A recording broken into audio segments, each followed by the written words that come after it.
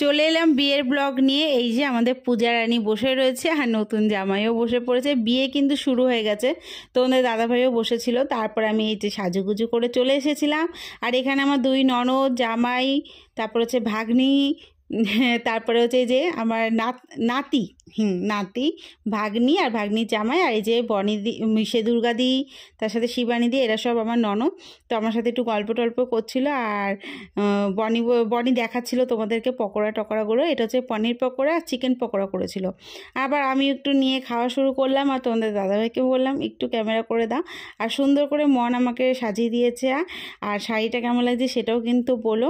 আর এই যে আমাদের বিয়ে কিন্তু প্রায় কমপ্লিট হয়ে গেছে। বাসি বিয়ের একটা ব্যাপার থাকে, তো পরের দিনও করা যায় আর কিছুক্ষণ বসে নিয়েও করা যায়। তো কিছুক্ষণ বসার পরেই আবার হবে বিয়েটা। তো এখানে আমরা বসে রয়েছি, আর জামাই আবার একটু ভিডিওটা করে দিচ্ছিল। আর এই যে আমার ছোট্ট কিউট নাতনি দাদানের কোলে গিয়ে কি হাসিটাই না দিল। আর এখানে আমার ভাগনাকে বললাম যে একটু ভিডিও করে দাও। কে ভিডিও করবে, যাকে পাচ্ছি তাকে ক্যামেরা ধরিয়ে দিচ্ছি, দেবো যে এই ভিডিও ওই ভিডিও করে দাও। তো করে দিচ্ছে। আর এখানে ব্রাহ্মণ আবার বসে পড়েছে বিয়ের করাতে। তো এখন সিঁদুর দান হবে। আর মানে একদম জমজমার ব্যাপার। আর নিজের বিয়ে মানে নিজের বাড়ির বিয়ে মানে কিন্তু একটা অন্যরকমই ব্যাপার লাগে।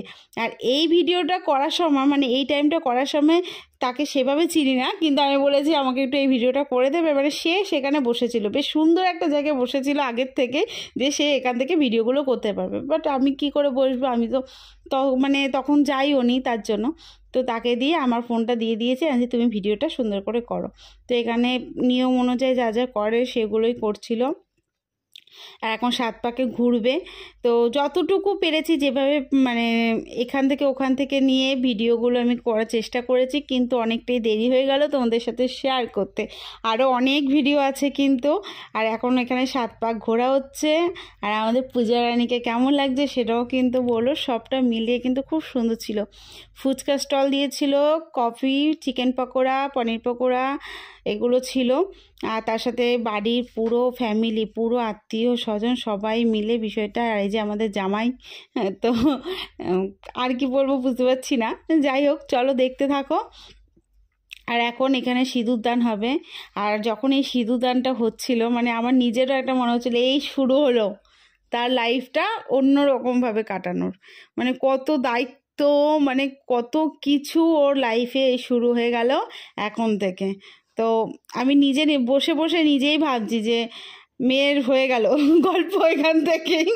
মেয়ে শুধু না, ছেলেরও, মানে দুইজনেরই এখন থেকে আবার জীবন পুরো অন্যরকম। একটা মেয়ের বিয়ের আগে থাকে একরকম, আর বিয়ের পর হয়ে যায় পুরোটাই আলাদা। সেরকমইভাবেই এখানে মানে আমি, তারপরে পাশে আমার ভাগ্নি টাগ্নিরা বসেছিলাম। তো সবাই মিলে এই বিষয়টা নিয়ে বলছিলাম। নাও কমপ্লিট ওরও। আর আমাদের বাড়ি কিন্তু মানে এখনও সব ছোট ছোট রয়েছে। আর আপাতত এই যে বিয়ে কমপ্লিট, এখনও আরও বিয়ে হতে অনেক দেরি, ততদিনে মনে বড় বুড়ো হয়ে যেতে পারি। আর চলো এখন আমরা একটু আনন্দ টানন্দ করবো। কিন্তু নাচা গানা প্রায় ভেবেছিলাম করব, কিন্তু আর করা হয়ে ওঠেনি। তারপরে আমি একটু আইসক্রিম খাবো। আমার এক ননদ আমার হাতে একটা আইসক্রিম দিয়ে দিয়েছে। আর আমাদের বিয়ে বাড়িতে হয়েছে ওর হচ্ছে অরুণ আইসক্রিম, অরুণের যে আইসক্রিম হয় সেই আইসক্রিম বেশ টেস্টি হয়। কিন্তু অনেকবার ভেবেছিলাম স্লো মোশনে কিছু ভিডিও করব, বাট করতে পারছিলামই না। তারপর সবার সাথে চেনা জানা সবাই গল্প করছিল। তারপর ভাবলাম যাই একটু পূজা রানীর সাথে গিয়ে একটু ভিডিও করে আসি। তো এই যে আমার পূজা রানী। তো ভিডিওটা কেমন লাগলো সেটা কিন্তু কমেন্টে জানিও। তো চলো টাটা।